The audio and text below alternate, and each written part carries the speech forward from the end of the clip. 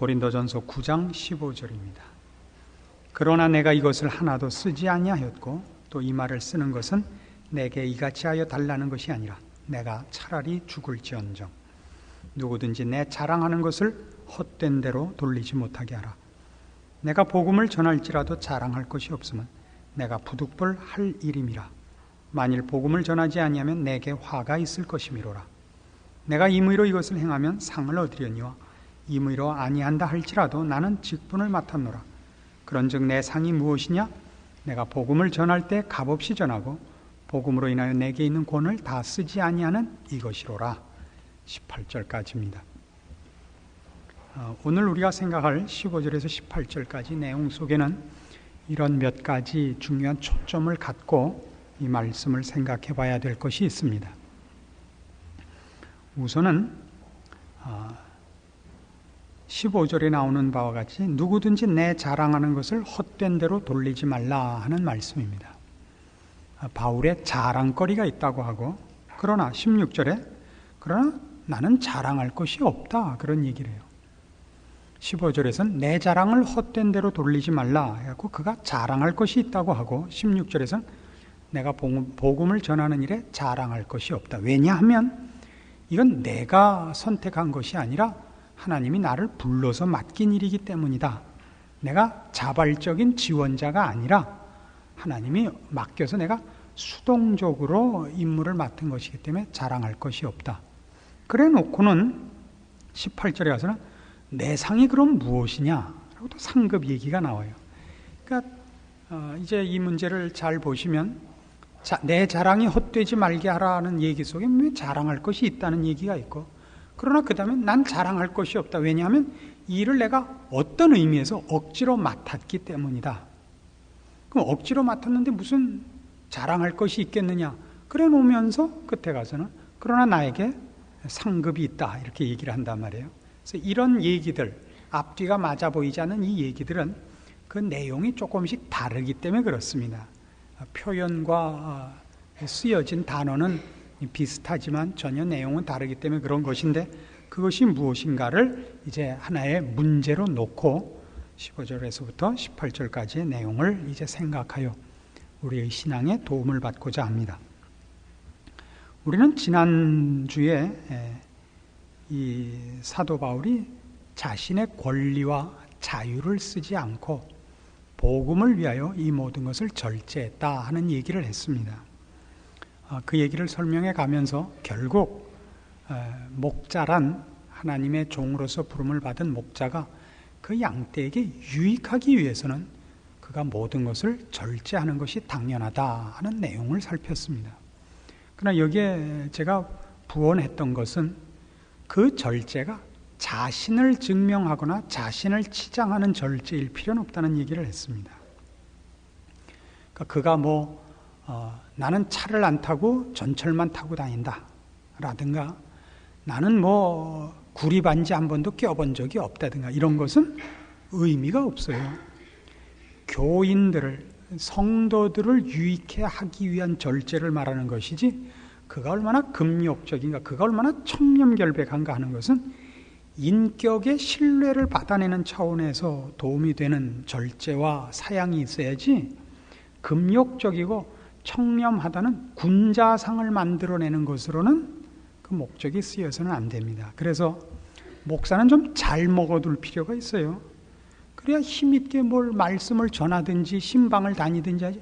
밤낮 안 먹고 빌빌거리고 나는 고기도 안 먹어. 나는 좋은 차도 안 타. 그리고 밤낮 집에서 링겔이나 맞고 누워있으면 어떡하자는 거예요. 이건 여러분들이 혼동하지 않게 하기 위해서 지난주에 저로서는 이런 내용을 얘기하는 것이 상당히 껄끄러운 내용입니다만 여러분의 유익을 위하여 제가 조금 묵사발이 돼도 얘기를 하기로 했던 내용입니다. 기억나십니까? 앞으로 알아서 하시라는 뜻이 속에 포함되어 있는 겁니다. 자, 그래 놓고 오늘은 15절에 이런 얘기가 나와서 그러는 거예요. 그 시작을 보세요. 그러나 내가 이것을 하나도 쓰지 아니하였고 또 이 말을 쓰는 것은 내게 이같이 하여 달라는 것이 아니라 내가 차라리 죽을지언정 대단한 얘기죠. 이건 어쩌면 목사들이 갖고 있는 커다란 자존심 중에 하나인지 모르겠습니다. 그래서 여러분들 이런 거 참 조심하셔야 되는 것 중에 하나인데, 목사에게 어떤 선물을 한다는 건 굉장히 조심스러운 겁니다. 처음에 제가 이 목사가 되기 위한 이 길에 들어왔을 때 제일 어려웠던 것이 뭐냐면, 필요한 것이 너무나 많으면서도 도움을 받는 것이 굉장히 어렵다는 사실이었습니다. 그 도움을 주는 사람이 굉장히 조심하지 않는 한 그 갖다 준 것으로 인하여 서로의 사이가 서먹해진다는 걸 아셔야 됩니다. 목사는 동종의 대상이 아닙니다. 여러분이 목사에게 잘해줄 때는 그것이 교회와 하나님의 일을 위하여 라는 자세와 뜻을 갖고 하지 않으면, 모르겠습니다. 다른 분들은 어떤지 모르지만 저는 금방 알아먹죠. 여러분 상당히 어려워집니다. 실제로 저희 교회가 시작했을 때 어떤 분이 저와 상당히 친밀한 관계를 갖고 계시던 분이 저에게 아주 잘했습니다. 개척교회를 시작하는 마당이니까 많이 불편할 거라고 생각해서 많이 했는데, 그분이 그런 경제적인 도움을 저에게 준다는 것 때문에 본인이 많이 결례를 했습니다. 무례했던 때가 여러 번 있었는데, 제가 그 바람에 그분이 또 막무가내로 쳐들어와서 저를 좀 도왔다는 것 때문에 이렇게 무례하게 그래서 저도 발가락을 후벼서 피장파장 돼갖고 헤어졌죠. 이런 거 굉장히 조심해야 되는 겁니다. 저도 잘한 짓은 아닙니다. 그걸 제가 못 참았던 것도 사실입니다. 지금은 참습니다. 지금 잘 참는데, 그러니까 저를 유혹하거나 시험에 들지 말게 해주십시오. 이건 나중에 오프 더 레코드입니다. 녹음해서 뺍니다. 편집하시는 분 꼭 빼세요. 자, 오늘 얘기로 갑시다. 자, 그러면서 자랑이 뭐냐 이거예요. 사도 바울이 고린도 교회에 보낸 이 편지를 쓸 때 제일 큰 문제가 뭐였느냐 하면 고린도 교회 교인들의 지식과 자랑이었다고. 이 사람들이 헬레니즘의 영향을 받아서 자꾸 기독교를 어떤 쪽으로 오해를 하고 있냐면 어떤 도를 깨우치는 걸로 오해를 하는 겁니다. 그래서 헬레니즘이란 뭐냐 하면 이 정신이 육체에 갇혀서 억압되어 있는 것이 죄라고 생각을 하는 것 아닙니까? 그래서 이 죄된 육체로부터 정신이 자유를 얻는 것, 그리고 그런 자유를 얻는 어떤 도를 깨우치는 것이 헬레니즘의 가장 중요한 사상입니다. 그래서 이 사람들은 자꾸 깨우치는 것, 그래서 지식, 그걸로 인한 자유, 이것이 가장 큰 문제였어요. 그래서 나는 얼마나 많은 것을 알고 나는 얼마나 억압에서 벗어났는가, 나는 이제 어떻게 모든 문제에 대해서 말하자면 불혹이요, 이순이요, 우리나라 동양 사상에서 하는 그런 식의 사람이 됐는가. 그래서 심지어 어떤 것까지 있냐면 음행도 하는 거예요. 나는 이제 더 이상 육체에 속하지 않고 난 정신에 속해 있기 때문에 내 육체는 이제 뭘 해도 괜찮은 존재다 이거예요. 그래서 처음부터 이 고린도 교회 교인들을 향해서 쓴 이 편지에서는 끊임없이 이 자랑을 공격했던 것을 여러분이 기억합니다. 고린도전서 4장으로 갑시다. 고린도전서 4장 7절입니다. 누가 너를 구별하였느냐? 네게 있는 것 중에 받지 아니한 것이 무엇이냐? 네가 받았은즉 어찌하여 받지 아니한 것 같이 자랑하느냐? 너희가 이미 배부르며 이미 부요하며 우리 없이 왕노릇하였도다. 우리가 너희와 함께 왕노릇하기 위하여 참으로 너희의 왕노릇하기를 원하노라. 이 고린도 교회 교인들의 큰 지적 사항이었단 말입니다. 바울 쪽에서 볼 때 너희들이 마치 너희 안에서 무엇을 얻은 것처럼, 너희가 무엇을 만들어낸 것처럼, 너희가 있는 지금의 지위와 수준에 너희가 노력해서 도달한 것처럼 그러느냐? 너희가 얻은 모든 것은 하나님이 은혜로 주신 것이다. 너희가 받은 바 구원, 너희가 이제 갖고 있는 약속, 영원한 약속들, 영원한 기업들, 깨우치고 모두 하나님이 주신 것이지 너희가 만든 것이냐? 너희가 어찌하여 너희가 만든 것 같이 자랑하느냐? 커다란 꾸중이었습니다. 그럼에도 불구하고 오늘 우리가 보는 이 본문 속에 있는 것 같이 사도 바울은 누구든지 내 자랑하는 것을 헛된 대로 돌리지 못하게 하라 하는 얘기를 합니다. 그래서 우리는 바울이 무엇을 자랑하는가 하는 것을 좀 깊이 이해할 필요가 있습니다. 바울의 자랑은 결론적으로 해서 이것입니다. 하나님이 나를 통하여 죄인들을 구원해내시고 하나님의 거룩한 존전에 서게 하기 위한 교회를 세우시며 그의 나라를 확장하시고 은혜를 베푸시는 일에 나를 쓰신다는 그의 자랑입니다. 이 자랑은 굉장히 다른 자랑이죠. 고린도전서 1장 31절 보시면 자랑을 이렇게 묘사했던 것을 만납니다. 기록된 바 자랑하는 자는 주 안에서 자랑하라 함과 같게 하려 함이니라. 이 자랑과 고린도 교회 교인들이 바울에게 꾸중 들었던 자랑과는 달라요. 그 자랑은 뭐냐면 너희가 마치 지금 갖고 있는 신앙과 영원한 약속들에 대하여 너희가 무슨 그 권리가 있는 것처럼, 너희가 만들어낸 것처럼 생각하지 말라 이거예요. 우리의 자랑이 있다면 하나님이 내 편이 되신 것, 내가 신자가 된 것, 하나님이 나를 쓰시는 것, 이것이 자랑이다 이거예요. 디모데전서 1장으로 갑시다.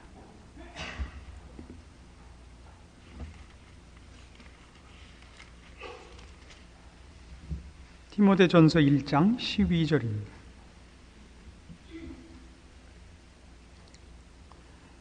나를 능하게 하신 그리스도 예수 우리 주께 내가 감사함은 나를 충성되이 여겨 내게 직분을 맡기심이니 내가 전에는 회방자요 핍박자요 포행자였으나 도리어 긍휼을 입은 것은 내가 믿지 아니할 때 알지 못하고 행하였습니다.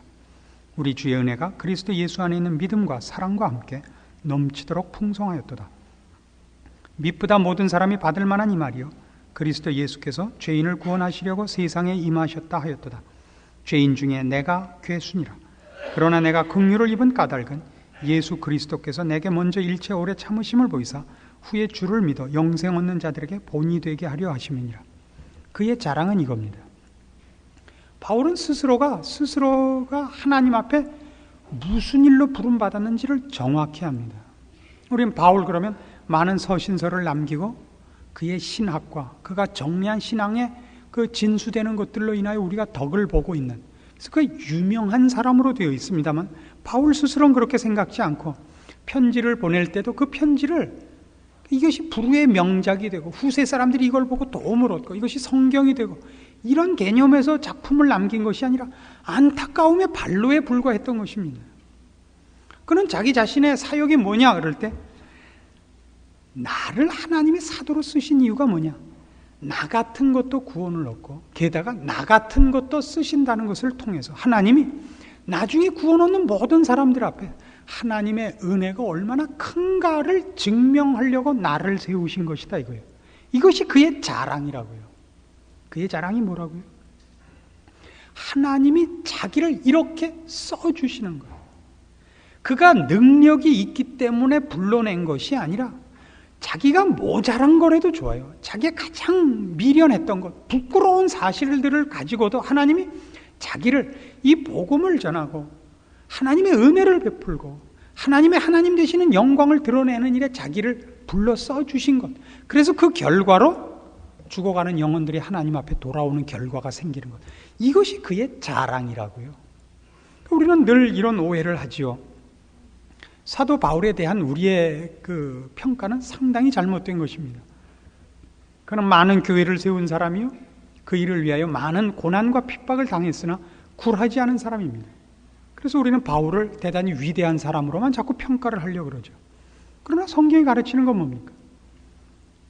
바울은 그런 사람이 아니었습니다. 바울이 많은 서신을 남길 수밖에 없었던 것은 그가 한 모든 목회들이 거의 다 실패했기 때문입니다. 언제나 문제가 많았기 때문에 그가 편지를 쓸 수밖에 없었던 거예요. 우리는 다메섹 도상에서 사울이 바울로 회심하는 장면을 놓고도 봐라, 바울은 다르다 그렇게 생각을 해요.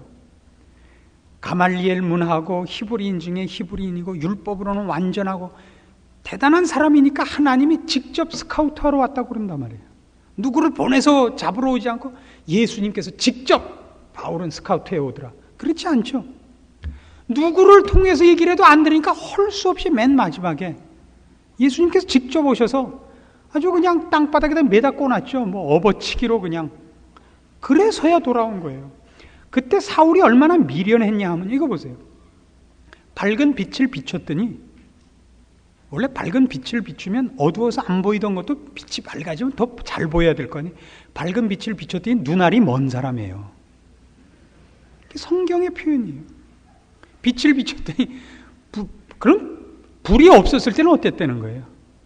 성경에 그런 표현이 많죠. 부자는 하나님 나라 들어가기가 얼마나 어렵다고요? 낙타가 바늘귀를 들어가는 것보다 어려워요. 그럼 거지는요? 더 말할 것도 없다 이거예요. 부자란 성경에서는 그런 의미에서 능력 있는 자라는 상징이거든요. 부자가 꼭 능력 있는 건 아니지만 능력 있는 자의 상징이에요. 그렇다면 나머지는 물어볼 것도 없다예요. 그러니까 바울이 율법으로는 온전하다고 스스로 자부했던 바울이 빛을 비췄더니 눈이 멀었으면 나머진 무삼하겠습니까? 그럼에도 불구하고 우리는 바울에 대하여 평가가 언제나 잘못되어 있죠. 바울이니까 직접 모시러 왔다 이거예요. 아닙니다. 그래서 바울은 능력 있게 쓰이지 않았습니다. 그는 늘 실패하는 자로 되어 있습니다. 이걸 놓치지 않아야죠. 그래서 바울의 자랑은 이거예요. 하나님이 나를 그렇게 쓴다 이거예요. 난 그걸 알고 있다 이거예요. 내 자랑이 뭐냐? 하나님이 나를 어떻게 쓰시느냐는 하나님 마음대로고 나를 은혜와 구원의 일에 쓰고 계시다는 것이 내 자랑이다 이거예요. 고린도후서 12장으로 가보시겠습니까?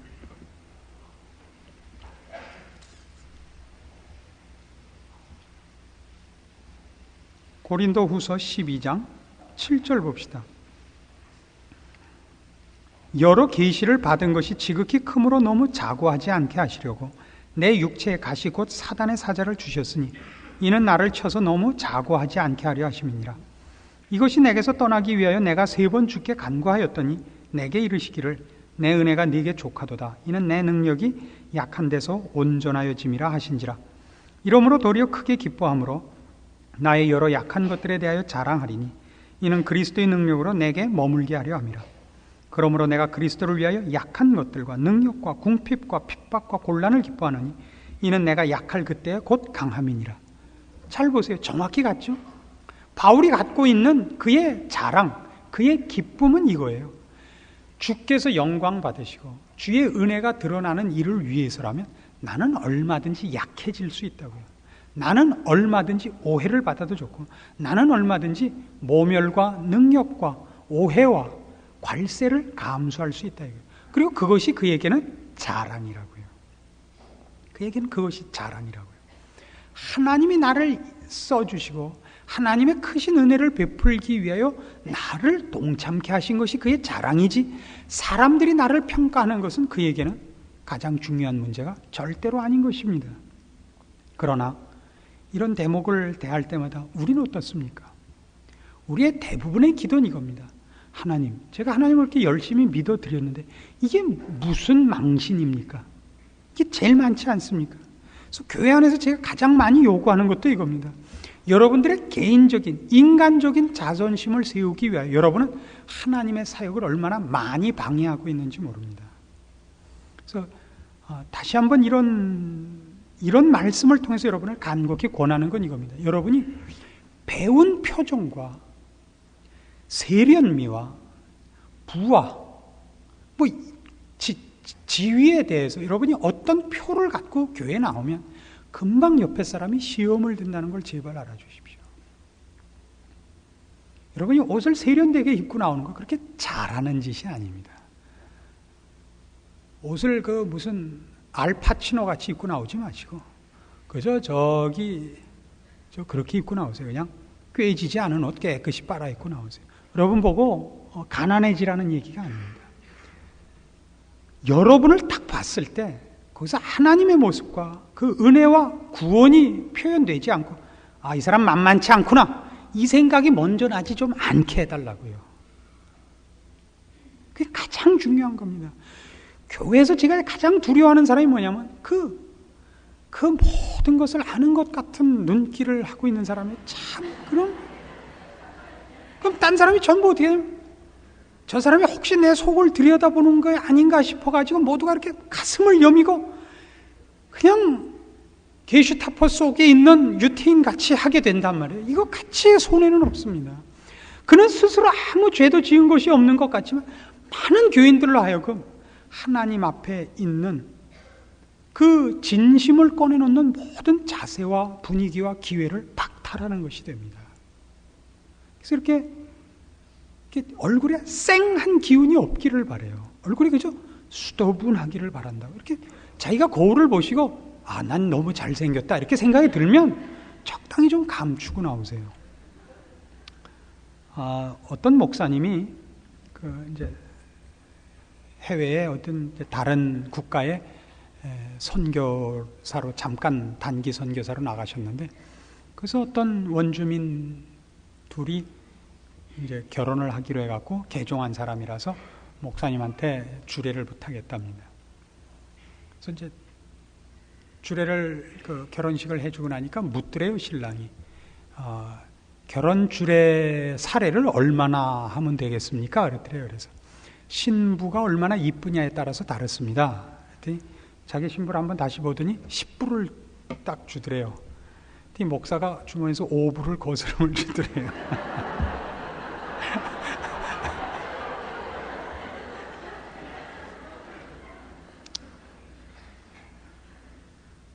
그래서 여러분들이 교회 나오실 때는 부부가 서로가 서로를 좀 보세요. 넥타이도 너무 멋있는 거 하고 나오는가?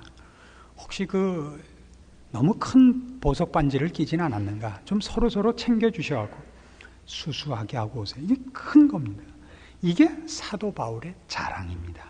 그래서 그는 기꺼이 그리스도의 능력으로 내 몸에 거하게 하기 위해서는 난 얼마든지 약해지겠다. 난 얼마든지 사람들에게 오해를 받고 능력을 당해도 좋다. 주께서 나를 통하여 일하시는 그 일이 많은 열매를 맺을 수가 있다면 나는 뭐라도 좋다. 이것이 바울의 자랑인 것입니다. 그러면 지금 우리가 얘기한 것 같이 바울의 자랑이 이것이라는 걸 봤는데, 아까 우리가 본문에서 확인했던 문제거리들은 이것이었습니다. 그런 그의 자랑은 이런 자랑입니다. 하나님께서 그를 쓰시고 그를 통하여 은혜와 구원과 복음이 전파되는 자랑입니다. 그런데 그 일에 대하여 다시 이번엔 자랑할 것이 없다 그럽니까? 그러니까 지금 바울이 하는 얘기의 미묘함은 커다란 이런 이유 때문입니다. 자꾸만 고린도 교회 교인들이 자랑이라는 말을 세상적으로 개인적인 자존심으로 밖에는 이해를 못하니까, 이 자랑이 그런 자랑이 아니고 하나님 앞에 인정받는 자랑, 신자된 자랑, 신자로서 새로운 가치와 새로운 내용과 새로운 방향을 가지는 자랑. 그러나 둘 다 자랑이라는 표현은 똑같잖아요. 그래서 그 둘을 자꾸 분리하느라고 애씁니다. 그러면서 내가 이렇게 된 것을, 이 자랑이라는 것을 내가 이 일을 하기로 작정하고 나는 감수하기로 하고, 그래서 나는 이 일에 뛰어든 지원자고 자발적인 헌신자라는 의미에서 자랑은 아니다 이거예요. 왜냐하면 이 사도라는 직분을 내가 한 것이 아니라 내가 자원하고 내가 준비하고 내가 실력이 있어서 여기에 발탁된 것이 아니라 하나님의 은혜로 부른 직분이기 때문에 그런 의미에서의 자랑은 아니다 이거예요. 갈라디아서 1장으로 갑니다.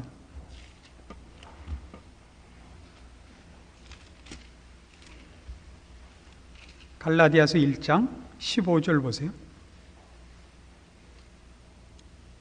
그의 사도 직분을 어떻게 그가 얻게 되었는가 하는 묘사가 있습니다. 갈라디아서 1장 15절. 그러나 내 어머니의 태로부터 나를 택정하시고 은혜로 나를 부르시니가 그 아들을 이방에 전하기 위하여 그를 내 속에 나타내시기를 기뻐하실 때 내가 곧 혈육과 의논하지 아니하고 이제 그 부름에 응했다 이겁니다. 근데 잘 보시면 바울이 이런 얘기를 하잖아요. 15절에 내 어머니의 태로부터 나를 택정하시고 은혜로 나를 부르시니. 모든 서신서가 그렇습니다만 처음에 자기의 직분에 대한 설명이 이렇게 나옵니다. 갈라디아서 1장 1절도 보세요. 사람들에게서 난 것도 아니요 사람으로 말미암은 것도 아니요 오직 예수 그리스도와 및 죽은 자 가운데서 그리스도를 살리신 하나님 아버지로 말미암아 사도된 바울은. 서신서마다 이렇게 시작이 됩니다. 바울은 자기가 지금 맡은 일이 자기가 자원하고 지원하고 그리고 실력이 있어서 발탁된 것이 아니라 하나님이 불러내서 쓰는 것이라 이거예요.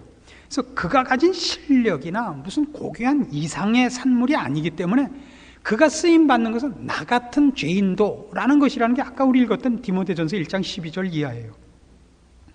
그래서 이 자랑, 내 약한 것들을 자랑하고 내 몸에서 하나님이 영광 받으시고 하나님께서 베푸시는 은혜와 구원이 펼쳐지는 일에 쓰임 받는 것을 위해 그것을 자랑하고 그 일을 위해서는 나는 뭐가 돼도 좋다. 라는 말이 마치 그런 고귀한 희생을 위하여 내가 결심을 하고 그 일에 나를 던졌다라고는 이해하지 말란 말이에요. 또 그래서 이런 여러분의 유익을 위해서, 이해를 돕기 위해서 설명을 하자면, 목사들이 이 실수를 많이 해요. 가끔가다 목사들이 이렇게 자기를 설명한다고요.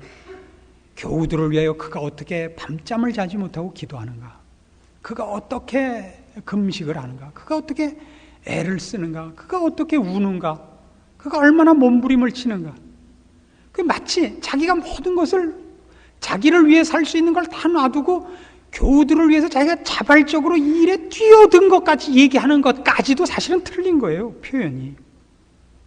그 마음을 하나님이 주신 것은 크게 기뻐할 일이지만 그 모든 일의 기원자가 우리 인간이 아니라 말입니다.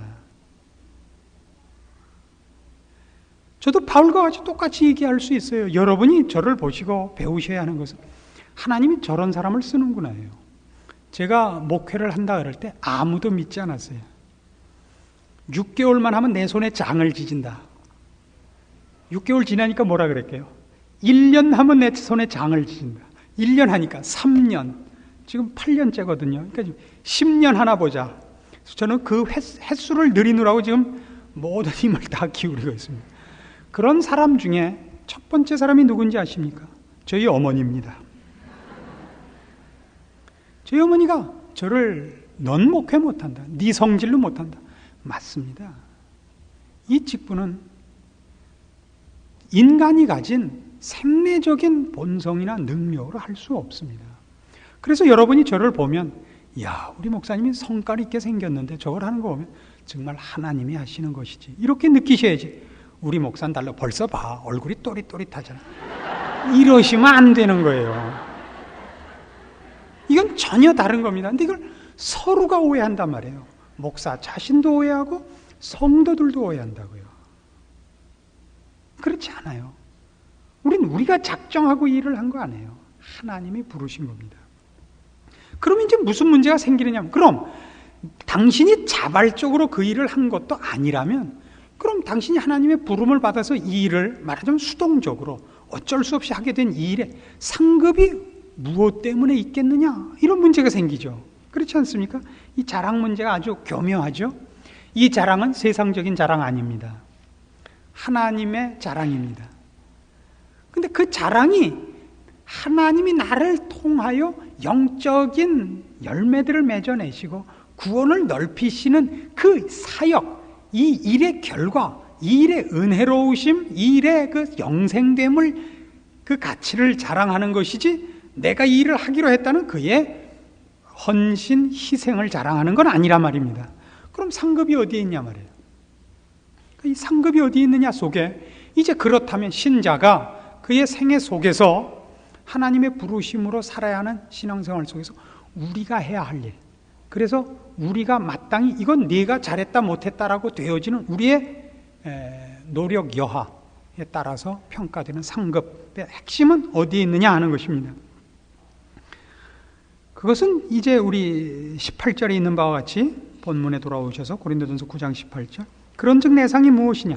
내가 복음을 전할 때 값없이 전하고 복음으로 인하여 내게 있는 권을 다 쓰지 아니하는 이것이로라, 이것입니다. 나를 증명하지 않고 주를 증명하기 위해서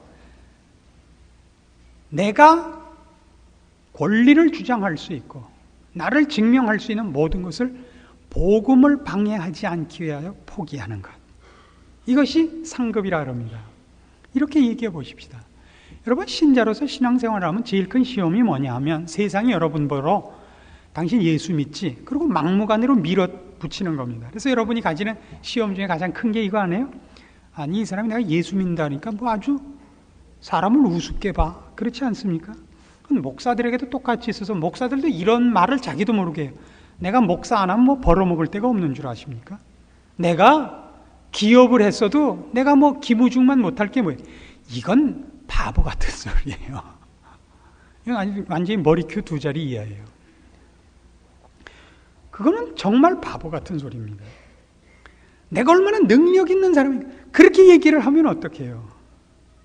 능력이 있다 할지라도 내가 나가서 대우나 현대나 삼성을 일으키지 않고 아무리 작은 교회라도 복음을 맡았고 주의 영광을 증명하는 일을 맡은 거, 이거랑은 절대 아무것도 하고도 안 바꿔요. 이래야 그 사람이 괜찮은 목사죠. 안 그래요? 이 말만 하는 거 봐도 제가 괜찮은 사람입니다만 벌써 얼마나 생각이 달라요. 그렇지 않아요? 내가 다른 걸 했으면 벌써 이 나라 대통령이 되고 뭐 그런 모든 것을, 그거라도 나는 이 일하고는 안 바꿔요. 일이 훨씬 중요하고 저는 이 일이 훨씬 고귀해요. 이렇게 해야죠. 안 그렇습니까? 여러분들도 마찬가지예요. 여러분을 증명하라고 세상이 여러분을 공격합니다. 여러분 가까운 사람이 공격하죠. 너 예수 믿어갖고 얻은 게 뭐야? 예수 믿어서 사업이 잘 돼? 무슨 애들이 공부를 잘해? 병이나 뭐 난 게 뭐 있어?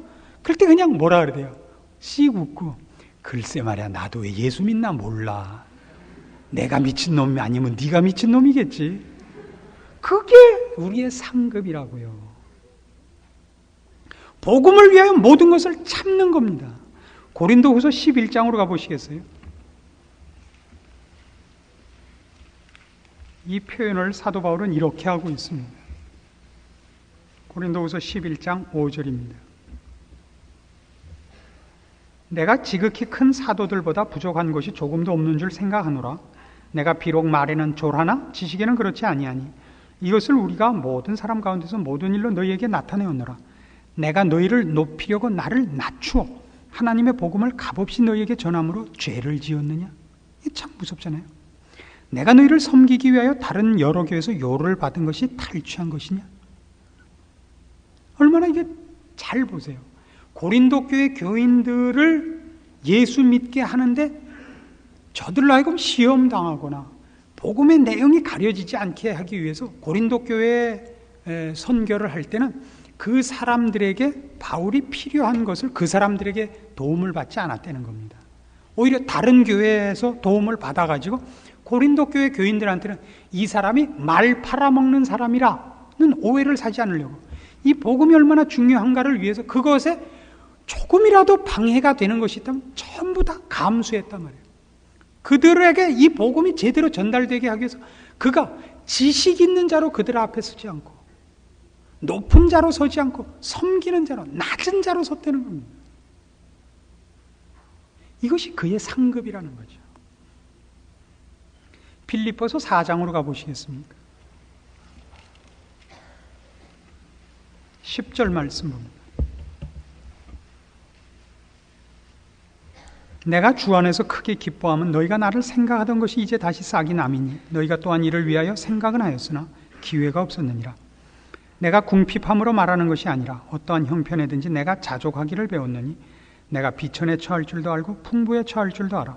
모든 일에 배부르며 배고픔과 풍부와 궁핍에도 일체의 비결을 배웠노라. 내게 능력 주시는 자 안에서 내가 모든 것을 알 수 있느니라. 이 말은 생각보다 어려운 말입니다. 왜냐하면 바울은 지금 감옥에 있고 빌립보 교인들이 그를 위로하러 찾아왔습니다. 그에게 생필품을 갖다 준 걸로 알고 있습니다. 그가 하는 말이 내게 능력 주시는 자 안에서 내가 모든 것을 알 수 있다 그럽니다. 그러면 이 도움을 주러 온 사람들이 볼 때 얼마나 괴이하겠습니까? 그 답이. 자기네들의 도움을 받으면서 내가 이것이 필요했었는데 이것이 없어서 그동안 고생을 했는데 이런 걸 갖다 주셔서 참 좋습니다. 이걸 주신 사랑도 고맙고 이 물건도 너무나 도움이 되겠습니다. 이래야 맞는데 내게 능력 주시는 자 안에서 내가 모든 것을 알 수 있노라 그러면 저 같으면 주다가 뺏을 것 같아요. 그럼 당신 뭐 갖고 있는 뭐 모든 걸 할 수 있다는데 이게 무슨 도움이 되겠소? 그러나 바울이 하는 얘기는 그게 아닙니다. 11절 내가 궁핍함으로 말하는 것이 아니다 이거예요. 어떠한 형편에든지 내가 자족하기를 배웠느니 내가 비천에 처할 줄도 알고 풍부에 처할 줄도 알아요. 모든 일에 배부른 것과 배고픈 것, 궁핍, 풍부와 궁핍 둘 다 반대되는 개념 아니에요. 일체의 비결을 배웠다. 그러니까 그 둘이 상관이 없게 된 거예요. 비천과 풍부, 배부름과 배고픔, 풍부와 궁핍에 상관이 없는 거예요. 말하자면 그의 사역은, 바울이 알고 있는 그의 사역은 이거예요. 세상의 것으로는 도움이 안 돼요. 돈이 더 있고 지식이 더 있고 권세가 있다고 해서 도움이 안 되고 그러니까 그것이 없다고 해서 방해가 안 된단 말이에요. 그러니까 그는 내게 능력 주시는 자에서 내가 모든 걸 할 수 있어요. 이 모든 것은 그러니까 풍부하게 만드는 것, 배고픈 지경에서 배 부르게 만드는 것, 궁핍한 데서 풍부하게 가는 싸움이 아닌 겁니다. 그건 둘 다 상관이 없는 길을 가고 있는 거예요. 그러니까 그는 주께서 그에게 시키는 일이, 주께서 시킨 그 일은 주님께서 주시는 힘으로 밖에는 좌우되지 않는 길을 가고 있는 거예요.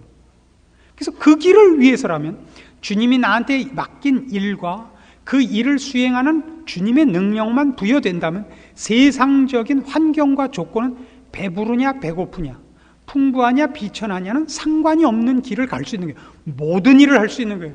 그 일을 위해서 하나님이 나와 함께 하시고 나에게 그의 사역을 맡긴 이상은 나는 매맞으러도 갈 것이고 바다에 빠지는 것도 갈 것이고 사람들한테 오해도 받을 것이고 능력도 능히 받으리라, 이런 말이 내게 능력 주시는 자에서 내가 모든 것을 할 수 있다. 그 모든 것을 할 수 있다는 세상에서 무슨 꼴이라도 난 당할 수가 있다, 이런 말이 되는 겁니다. 이것이 그의 상급인 것입니다. 여러분은 여러분 생애 속에서 신자로서 살아야 하고, 그래서 여러분을 통하여 하나님이 증명되어야 하는 왕 같은 제사장입니다. 하나님이 여러분을 부르셔서 여러분이 하나님을 선택한 것이 아니라 하나님이 여러분을 선택했고 여러분에게 어떤 환경과 조건과 직분을 주셨습니다. 여러분은 그 일에 이제 얼마나 열심을 내느냐 이상으로 그 일을 수행하는 데 있어서 바로 이런 사도 바울의 상급관, 그 일을 위하여, 즉 하나님이 여러분에게 맡긴 인생, 신자로서의 증언을 위해서 여러분이 얼마나 여러분 스스로를 복음을 위하여 절제하느냐, 자신의 증명을 감추고 어떻게 주께서 더 많이 드러나게 하느냐의 싸움에 여러분의 상급이 걸려있는 신자인 것입니다. 이것이 오늘 고린도전서 9장 15절에서 18절까지 우리가 본 본문의 중요한 내용들입니다.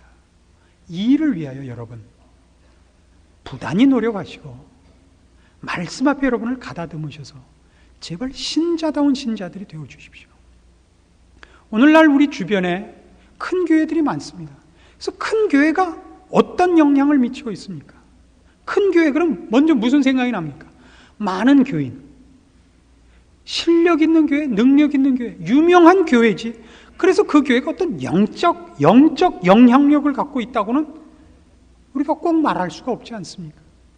그래서 그 교회 목사, 그러면 많은 교인이 있는 교회 목사, 능력 있는 목사, 유명한 목사라고는 해도 그분을 생각할 때 우리가 영적인 영향력을 받지 않죠. 얼마 전에 제가 영락교회 가서 1시간 특강을 하고 올 기회가 있었는데 거기서 바로 이런 얘기를 했어요. 대부분 그 나이 드신 여자 권사님들이 오셨길래 그렇게 얘기를 했습니다. 나이가 들면 제발 젊은 애들하고 경쟁 좀 하지 말라고.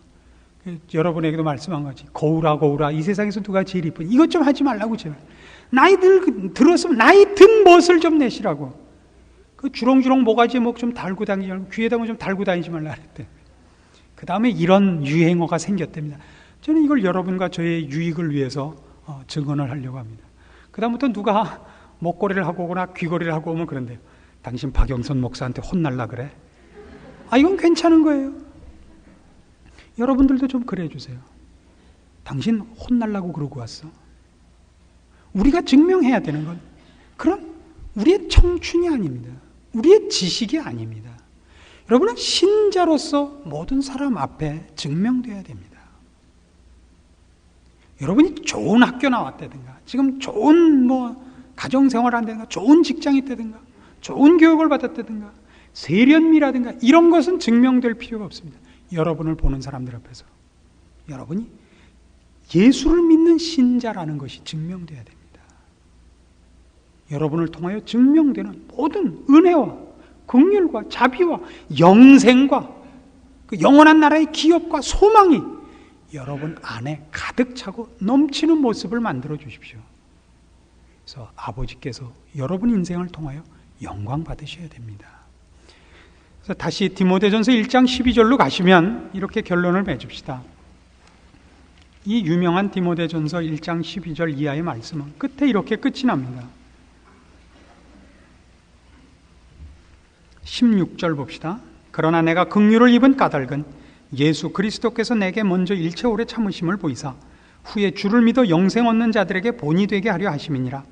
만세의 왕 곧 썩지 아니하고 보이지 아니하고 홀로 하나이신 하나님께 존귀와 영광이 세세토록 있어지이다. 아멘. 이렇게 되는 거예요. 그러니까 바울이 바보가 되는 거죠. 저런 친구도 하나님이 구원을 베푸실 뿐만 아니라 저렇게 중요한 일을 맡겼다. 그래져 갖고 하나님이 영광을 받으신다고요. 하나님은 바울 같은 종이 있어서 좋겠다. 이렇게 안 되고 그렇게 되게 하지 말란 말이에요. 하나님이 바울을 통해 도움을 받은 것 같이 되면 안 된다고요. 바울을 보고 우리가 하나님의 은혜, 그의 긍휼, 그의 자비, 그의 능력을 보고 그는 없어지고 증언자는 없어지고 증언자의 증언을 통하여 부각된 하나님께 세세 무궁토록 영광이 있어지는 그런 여러분의 존재가 되셔야 됩니다. 이것이 신자의 영광이요 상급입니다. 제가 드린 말씀이 조금 여러분에게 너무 과격했을까 봐 걱정이 됩니다. 여러분들이 차근차근 이 신자로서의 삶의 기쁨을 맛보시고 그렇게 여러분을 신령한 사람으로 만들어가기를 바라서 이 말씀을 증거합니다. 이걸 갖고 누구 귀걸이하거나 목걸이하고 오면 또 손가락질 하지 마세요. 여러분이나 하세요. 여러분이나. 그걸 누굴 비평하려는 게 아닙니다. 그리고 할 수 없이 해야 되는 사람이 있습니다. 목에 흉터가 있다든가 귓볼이 너무 작다든가 그럼 할 수 없는 거예요. 캄프라치를 해야 되는 것도 일종의 센스입니다. 남을 공격하라고 한 얘기가 아니라 각자가 자신을 돌아보고 자기가 할 수 있는 최선을 다하며 하나님과 여러분 사이에서의 신앙적인 면에서 여러분을 자꾸만 돌아보는 이 일, 이것이 중요한 줄로 압니다. 기도하십시다. 하나님 아버지 은혜를 감사합니다. 우리를 사랑하시고 우리에게 영원한 나라를 주신 하나님 앞에 우리가 더 무엇 구할 것이 있겠습니까? 오직 구할 것이 있다면 우리를 미련함과 게으름에서 구해 주시기를 구하고 우리에게 허락된 영원한 기업과 약속과 그 소망이 든든해져서 우리의 인생이 어리석지 않기를 구할 뿐입니다. 짧은 인생입니다. 지혜롭게 살게 하시고 성실하게 살게 하시고 충성되이 살아서 주 앞에 인정함을 받고 쓰임받고 열매 맺어 주 앞에 서는 날 부끄러움 없이 서게만 하여 주시옵소서. 예수님의 이름으로 기도합니다. 아멘.